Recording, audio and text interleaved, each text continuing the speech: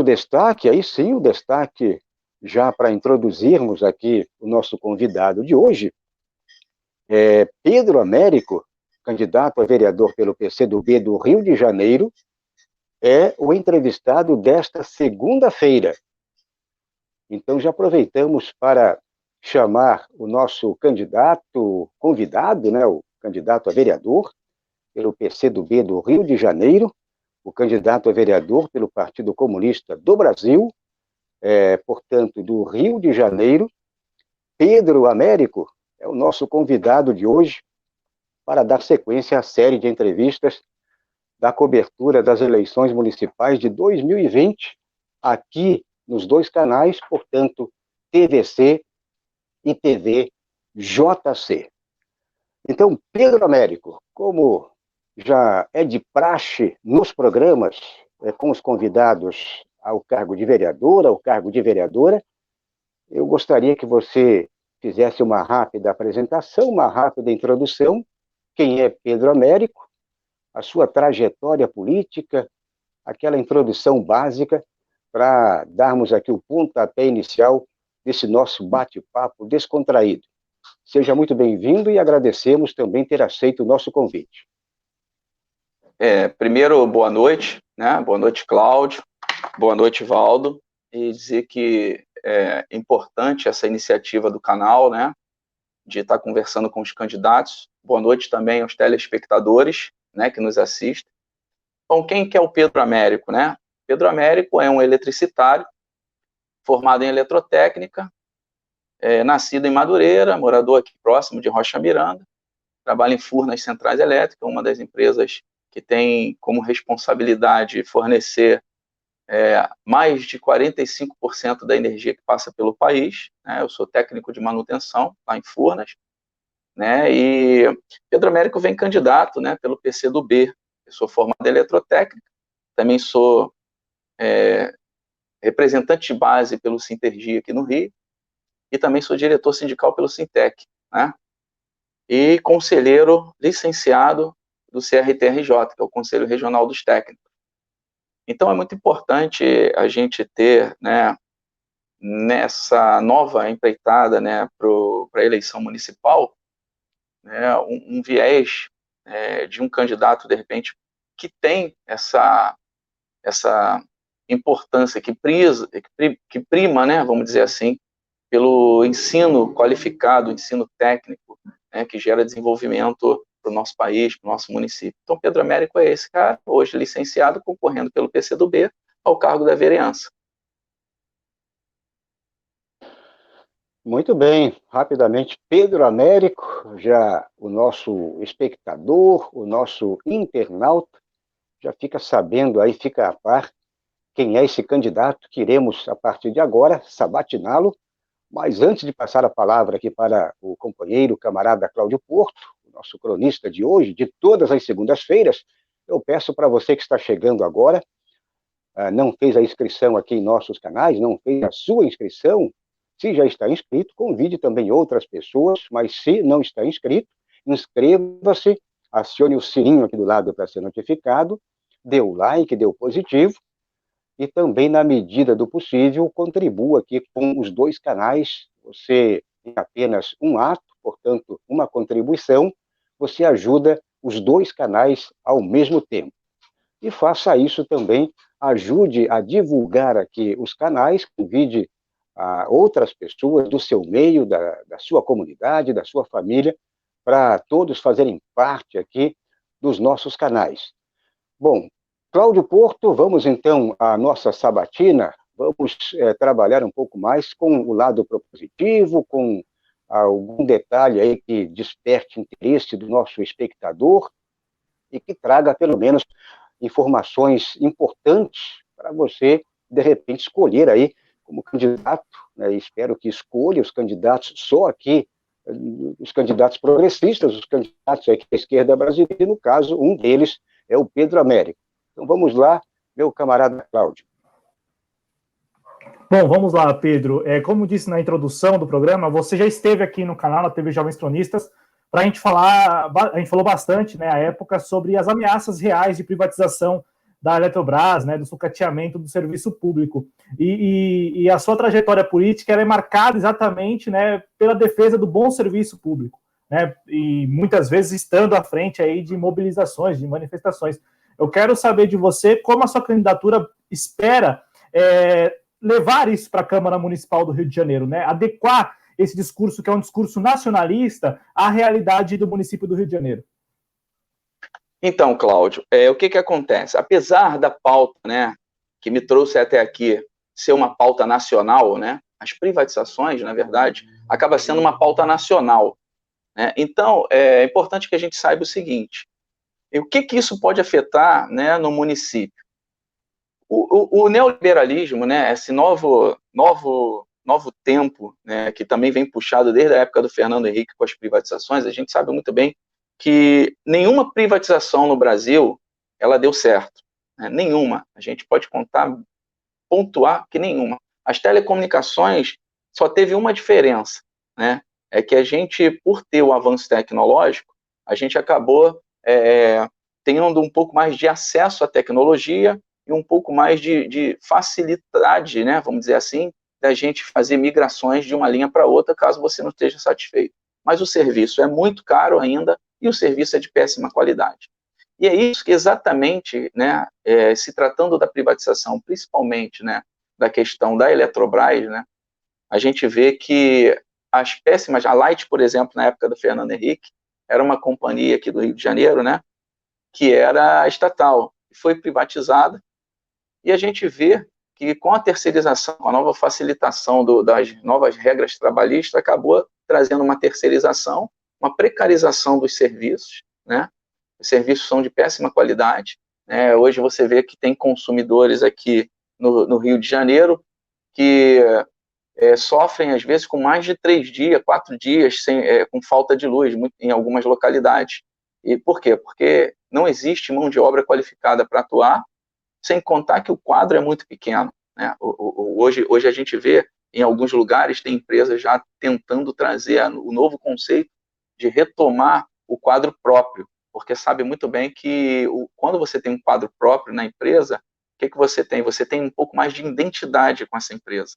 Então, aqui para o município do Rio de Janeiro, a privatização ela vai afetar muito, né, o consumidor da ponta, né, que é o consumidor final. Por quê? Porque hoje a gente tem uma modelagem, por exemplo, na geração, né, de cotização. Então, descotizar essas usinas com esse programa de privatização da Eletrobras, você vai trazer, por exemplo, a patamares, a nível de valores, os R$60 o megawatt gerado hoje por cotas, você descotizando, esse preço vai passar a quase R$250. Obviamente que esse repasse vai ser direto no bolso do consumidor, né? O consumidor final. Então, o que afetaria no município a questão dessa privatização, que é uma pauta nacional? Exatamente o aumento da tarifa de energia para os munícipes, tá? A péssima qualidade também de serviço, de atendimento. Então, isso é muito importante que a população, né, os espectadores que estão nos assistindo agora, os nossos amigos e amigas, saibam que essa privatização, apesar de ser essa pauta, de ter esse viés de pauta mais nacional, né, no âmbito mais federal, um pouco mais amplo, aqui para o município afetaria exatamente na questão tarifária. E isso é muito perigoso, isso vai gerar um aumento considerável na tarifa de energia elétrica para o Rio de Janeiro, principalmente. Então, o que afetaria? Muito bem, estamos conversando aqui com Pedro Américo, o nosso convidado de hoje. Portanto, só vou baixar um pouquinho o volume aqui, que está um pouquinho alto. E vamos, então, dar sequência aqui com a nossa sabatina de hoje. Portanto, trazendo aqui mais um convidado, hoje do Rio de Janeiro. Tivemos aí na sexta também um do estado do Rio, só que de Niterói, e hoje da capital, o Pedro Américo, do Partido Comunista do Brasil. Bom, já peço para você que está chegando agora, não fez a inscrição, faça a inscrição, toque o sininho, dê o like, dê o positivo. Sempre é bom evidenciarmos aqui a importância de você ajudar aqui os dois canais. Você pode colaborar com os dois canais, tanto a TVC como também com a TV JC. Então, faça isso, é muito importante, para você ajudar os dois canais a crescerem ao mesmo tempo, não só em termos financeiros também, porque dependemos, né, de ajuda financeira para sobreviver, mas principalmente faça a inscrição. É muito importante que você ajude os canais a crescerem em termos numéricos. Portanto, quanto mais inscritos, os canais eles têm uma abrangência muito maior em termos de audiência. Bom, dando sequência, então, com o nosso convidado de hoje, o Pedro Américo, eu queria, Pedro Américo, passar agora para a questão mesmo propositiva. Então, você como vereador, você eleito, né, lá no dia já 1º de janeiro de 2021, você como um dos vereadores eleitos aí na Câmara de Vereadores do Rio, o que você colocaria já em prática, ou seja, aquele resumo tradicional, aquele resumo já costumeiro, já que o nosso tempo aqui ele é curto, mas procure trabalhar mais com as propostas mais básicas, as propostas que mais despertam o interesse aí do seu eleitorado. Então, vamos lá. Então, Valdo, pegando o gancho aí do que você citou logo no início, né, sobre as crianças, né, Bolsonaro está colocando as crianças aí com um problema grave aí, né, a gente sabe muito bem que a falta de investimento na educação é um problema crítico, né, crítico. Quanto menos escola a gente tem, mais crianças na rua, mais crianças propensas ao crime, mais crianças propensas a não ter um futuro com dignidade. Uma das minhas primeiras propostas, tá, é justamente na área da educação. Por que eu falo isso? Qual que é o grande diferencial dessa proposta minha na área da educação? Hoje a gente vê, eu sou da área técnica, né, e sei quanto é importante você formar cada vez mais técnicos no nosso país. Aqui, no município do Rio de Janeiro, a gente tem um problema muito grave. A industrialização no município do Rio de Janeiro, ela é quase nenhuma. A gente não tem o incentivo mais, as empresas não querem vir mais para o Rio de Janeiro, não querem gerar emprego aqui no município, por 2 fatores, né? Uma que, às vezes, a falta de mobilidade, né? As empresas ficam um pouco muito afastadas, os trabalhadores ficam afastados dessas empresas, então, o local de trabalho fica muito afastado da onde essas pessoas moram, esse é um dos fatores. E o segundo, a violência, que a gente sabe muito qual é que é a empresa, qual que é o industrial hoje que quer montar uma empresa numa cidade onde ele sabe muito bem que determinado local que ele vai montar essa empresa, ele pode sofrer assalto, pode sofrer cada vez mais perdas dentro do negócio que ele vai montar. Então, isso são fatores que a gente precisa ter, né, em mente para a gente poder começar a criar proposta dentro dessa área de educação. Então, na área de educação, minha primeira proposta é o ensino fundamental profissionalizante. A gente sabe que o jovem hoje, que está no ensino fundamental 2, né, que antigamente era a 5ª, 8ª série, hoje passou a ser o 6º ano até o 9º ano, ele simplesmente se forma no 9º ano, mas ele não tem perspectiva profissional, entendeu? Então, como é que você vai gerar o primeiro emprego para um jovem que ele não tem uma expertise sobre nada na área profissionalizante? Então, garantir aos jovens, na verdade, um ensino mais profissional, mais qualificado, né, com mais chance de inserção no mercado de trabalho, né, para o primeiro emprego, com criação de laboratórios dentro das escolas municipais e oficinas profissionalizantes, vai fazer com que esses alunos, né, tenham uma perspectiva de emprego melhor e gerem um pouco mais de renda para o Rio de Janeiro, entendeu? Então, é fundamental hoje, com tanta tecnologia avançando, né, com tantas novas tecnologias, seja a tecnologia digital, seja o mundo da automação, né? Hoje, por exemplo, você vê as profissões do próprio mecânico que mexia em automóveis, hoje elas estão se extinguindo porque você chega para mexer no automóvel, hoje é tudo plugado, é tudo por módulo, é computador, você pluga um computador e diagnostica o carro. Então, as profissões mais antigas estão sendo deixadas para trás. Então, se o próprio profissional já tem essa prerrogativa de estar ficando esquecido para algumas profissões, quanto menos ele ter um ensino direcionado né, ou ter uma qualificação, menos emprego, menos renda, menos trabalho, mais lojas fechadas no Rio de Janeiro. Então é importante que esses jovens passem por essa profissionalização no ensino fundamental do município, para que eles tenham uma maior abrangência, né, e para que gerem um pouco mais de emprego. Muito bem, Pedro Américo, o nosso candidato a vereador pelo Rio de Janeiro, ele é do PCdoB, o Partido Comunista do Brasil, e já peço aí para você que está interagindo aqui, mandando aquele abraço aí para quem está interagindo aqui em nossos chats também, aqui no Twitter, e queria mandar um abraço para a Tuca, olha só, a Tuca, ela está também já contribuindo aqui, dando aquele apoio financeiro, você pode dar um apoio financeiro, você pode também fazer a inscrição aqui nos canais. A Tuca, então, aquele abraço, ela deu aqui um superchat, também Mirks Cohen, ela diz boa noite, o Fernando Gregório, também mais um ativista digital, diariamente ele atua aqui pelos 2 canais, ele pede like aí, portanto, nos 2 canais.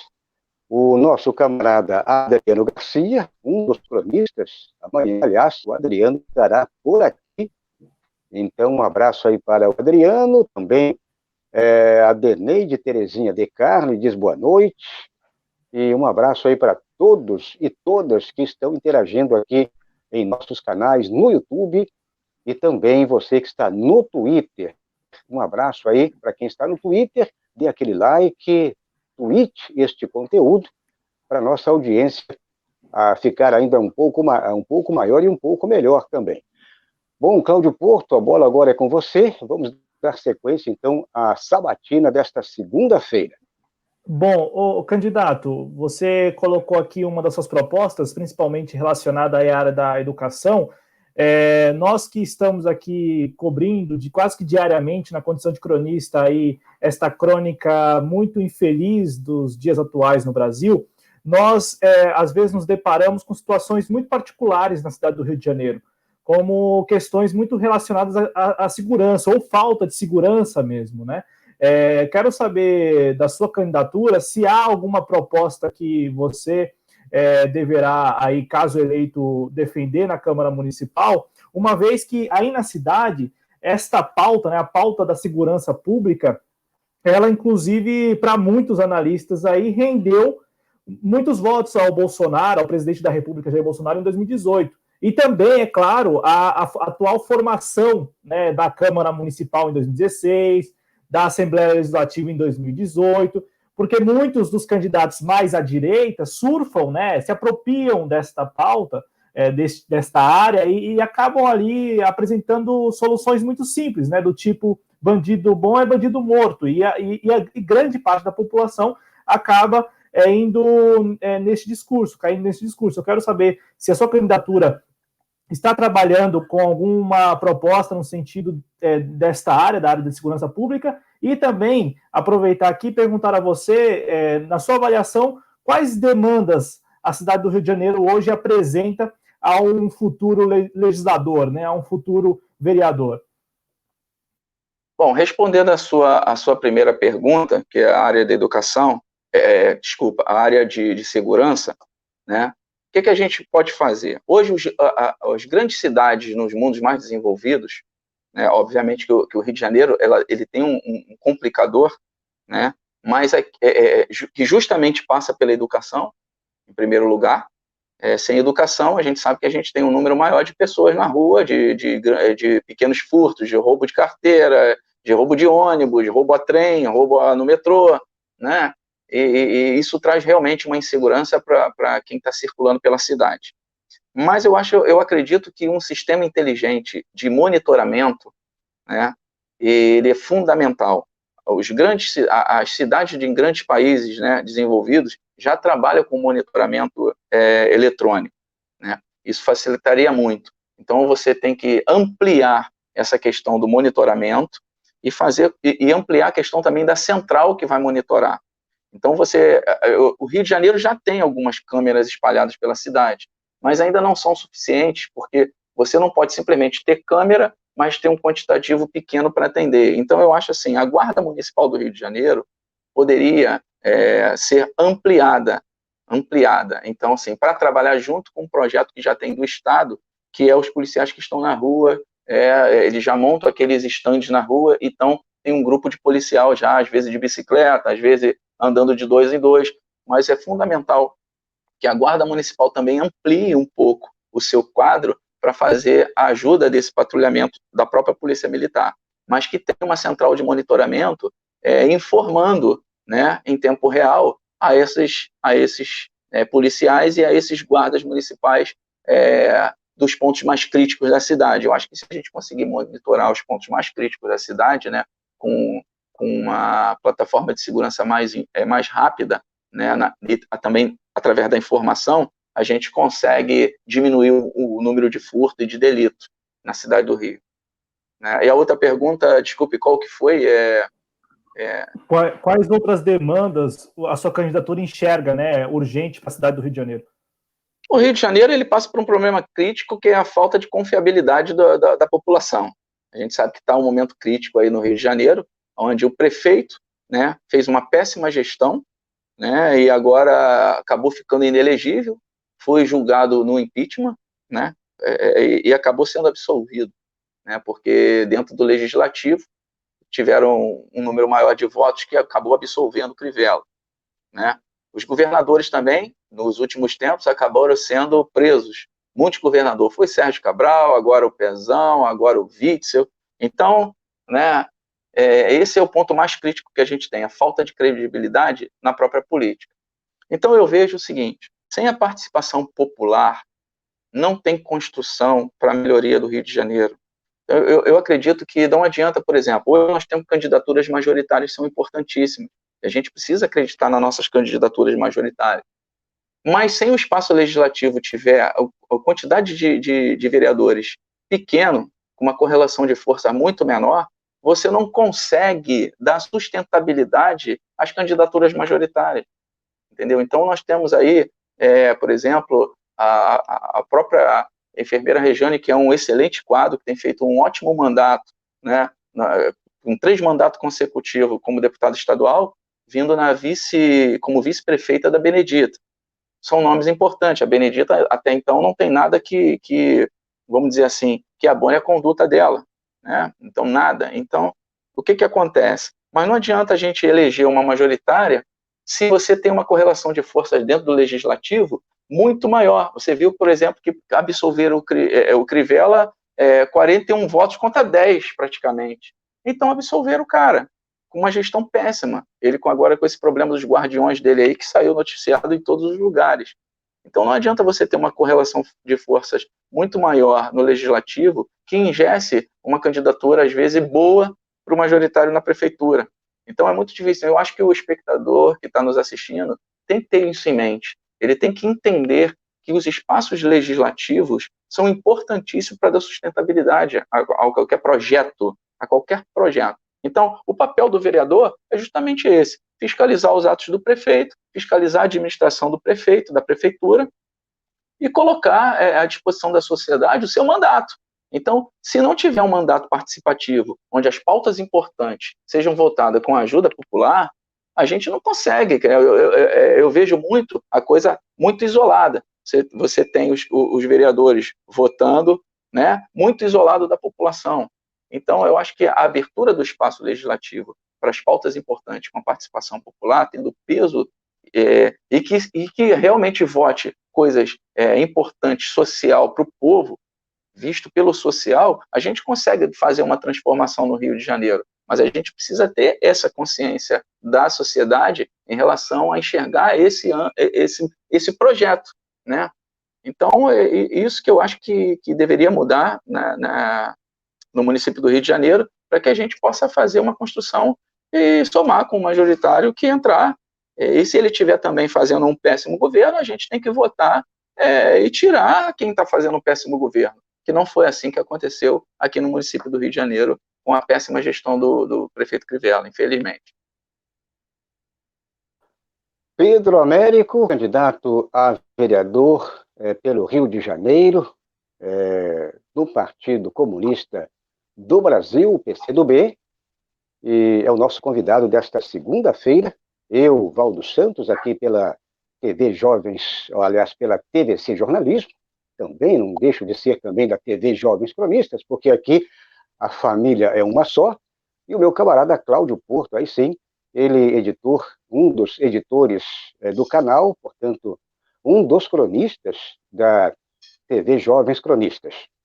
Bom, e estamos se encaminhando agora já para a parte final aqui do programa, desta primeira parte, desta nossa sabatina, desta primeira parte do programa, e eu queria que você, o Pedro Américo, falasse um pouco, bem resumidamente, é interessante você colocar a situação hoje da disputa da majoritária, já essa sequência, né, do que você falou aí, da importância do vereador, a importância do legislativo, mas também a importância do executivo, ou seja, a importância de você, quem elege a majoritária, ter um legislativo bem amarrado e muito forte, porque senão você não consegue governar.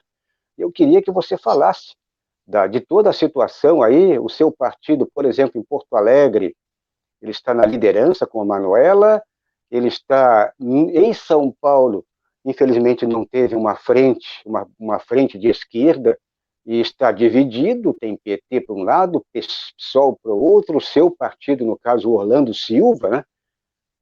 No Rio, também não fechou uma frente de esquerda. Eu queria que você resumisse rapidamente como está neste exato momento a situação aí para as eleições aí, para a eleição para prefeito, cargo de prefeito e vice. Então, a composição, né, da vice Rejane, né, enfermeira Rejane, com a Benedita, eu acredito, na minha opinião, que foi muito bem acertada. Foi muito bem acertada. Elas estão fazendo uma campanha boa, estão subindo nas pesquisas e tem grande chance, ao meu ver, de encaminhar para o segundo turno para fazer uma frente contra Eduardo Paes. A questão vai ser, né, indo para o segundo turno, como é que vai ser a construção da possível aliança, né, dos outros partidos. Eu não sei, talvez como vai ficar o PSOL, talvez como vai ficar o PDT, entendeu? Então, eu acho que isso é preciso ser construído, eu acho que com a direção do partido. A direção do partido vai ter, ou dos partidos, né, vão ter que sentar e discutir isso mais amplamente com os partidos de esquerda. Obviamente, se a gente conseguir fazer uma frente ampla mesmo e unir forças para a gente ir para o segundo turno contra o Paes e a gente conseguir ter êxito, né, é aquilo que eu já falei. Elas têm grande chance porque são pessoas, né, são candidatas, né, que não tem nada que abone a conduta dela até o momento, né. Uma tem 3 mandatos consecutivos na Alerj e está fazendo um excelente trabalho. A Benedita já tem uma experiência mais ampla, né, que também já teve deputada federal, já teve aqui também como governadora, então assim, e não envolveu nada no nome dela com nenhum escândalo, vamos dizer assim. Então eu acho que foi acertada essa composição, né? Mas é muito importante que essa composição tenha realmente, como você falou, essa ajuda do legislativo. Não adianta, porque a gente sabe que, por exemplo, os candidatos de esquerda que já têm um nome político, vamos dizer assim, para o legislativo, né, para a Câmara de Vereadores, provavelmente esses vão estar eleitos novamente. Mas não adianta a gente conseguir eleger os mesmos 10 se a gente vai ter 41 votando contra esses mesmos 10. E talvez isso ingesse, de repente, uma boa gestão da Benedita com a enfermeira Rejane. Isso é muito ruim. Então você vê que, por exemplo, eu por exemplo, tenho aqui, ó, ensino fundamental profissionalizante, projeto abrigo popular com banco de emprego, psicologia itinerante, Copinha, que é os jogos intercolegiais do município, né, envolver as crianças no esporte, maus tratos a animais, destacamento de uma unidade da Guarda Municipal para fazer o combate realmente aos maus tratos de animais, destacamento em cada inspetoria para poder fazer isso, reativação das lonas culturais para dar incentivo aos artistas de rua e os pequenos artistas, né, e para a população também ter um direito a um lazer, de repente, no dia de domingo, com uma condição financeira mais barata. Né? E SUS digital. Todas as minhas propostas, ela tem um cunho social. É diferente, eu sou eletricitário, obviamente que a gente tem que defender o trabalhador, e vamos defender o trabalhador até o fim, isso é a pauta máxima. Eu, como técnico, tenho que defender uma categoria, a qual eu represento, mas as minhas pautas estão todas voltadas para o social. O que adianta a gente ter, de repente, candidatos, né, que tem uma boa pauta, né, dentro do social, mas a gente não consegue eleger, porque a concentração de votos fica sempre nas mesmas pessoas, e isso, de repente, leva uma correlação de força da mesma forma. Isso não leva a gente a construir um pareamento das ideias e das estratégias no campo da esquerda para governar dentro do município. Então, é preciso que a gente tenha isso em mente. Então, isso é muito importante. Essa eleição vai ser um marco, né? Vai ser um marco, porque o que a gente mais tem que evitar hoje em dia é a gente trazer para os espaços de poder político as milícias, né? Que estão controlando tudo. Aí você vê que recentemente aprovaram a lei do puxadinho aí com interesse de quê?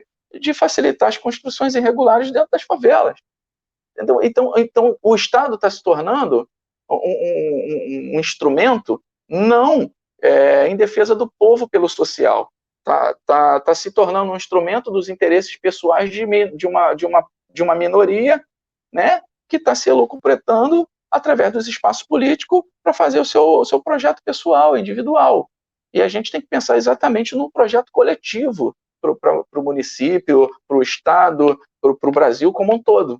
Entendeu? É assim que eu penso. Eu acho que temos grande chance de ter pautas importantes para o social, mas é preciso que a população também acredite, né? Porque muita gente me perguntou, pô, como é que eu ia imaginar que um juiz, vindo a primeira vez, o cara sendo juiz, poderia ter a prerrogativa de estar envolvido num esquema? Gente, tem que consultar o histórico, qual é a luta dele, qual a luta que ele defendeu, qual é a luta de classe. Você hoje entra na minha rede social, você vai ver que eu tenho uma pauta importante que eu defendo, estou do lado do trabalhador e estou batalhando uma pauta que é nacional, entendeu? Estou batalhando pela questão da empregabilidade, entendeu? Então, assim, a população tem que consultar um pouco mais os seus quadros e ver que histórico tem cada candidato, para que a gente possa formar realmente um bloco de resistência, uma frente ampla para governar, para a gente poder tirar o Rio de Janeiro desse antro de perdição que a gente vê aí. O Rio de Janeiro está perdido. Tem jeito? Tem. Basta a gente colocar exatamente as pessoas estratégicas que têm o interesse, não pessoal, mas o interesse de ser realmente pautas que sejam nacionalistas, que visem pelo emprego, que visem programas que sejam realmente pelo social, e a gente consegue transformar isso. É assim que eu acredito. Muito bem, este é Pedro Américo, do Partido Comunista do Brasil, candidato a vereador pela cidade do Rio de Janeiro, portanto, pela capital do estado. E o nosso convidado de hoje, já queria agradecer e muito, o Pedro Américo. Ô Pedro, qual é o teu número aí de candidato? 65? Isso, a legenda é 65, né? O meu número é 65657. Né? 657. 65657. 65657. Então é isso. Agradeço e esperamos aqui, óbvio, que você seja um dos candidatos eleitos à Câmara dos Vereadores do Rio de Janeiro e também esperamos, a partir já de janeiro de 2021, você assumindo aí, quem sabe, uma cadeira lá no Parlamento Municipal e sendo já como um dos entrevistados aqui, quem sabe, já como vereador. Então, boa sorte e até uma próxima oportunidade. Eu que agradeço, Valdo, eu agradeço também, Cláudio, agradeço ao canal, né, essa oportunidade, também não só para mim de explicar as propostas, né, de expor as minhas propostas, mas para que a população também conheça o perfil de cada candidato, qual o interesse realmente de cada um, né, dentro dessa prerrogativa política. Né. Muito obrigado, mais uma vez, eu estou sempre disponível para o que der, e é isso. E vamos construir um município novo, né, com prerrogativas boas, um Estado mais forte, mais sólido, e assim a gente vai caminhando até 2022 para tentar fazer uma frente ampla aí e retomar aí o nosso Brasil na mão dos trabalhadores e fazer uma geração de emprego aí para fazer o Brasil crescer novamente. Obrigado a vocês, muito sucesso no canal. Estou à disposição de vocês sempre. Obrigado.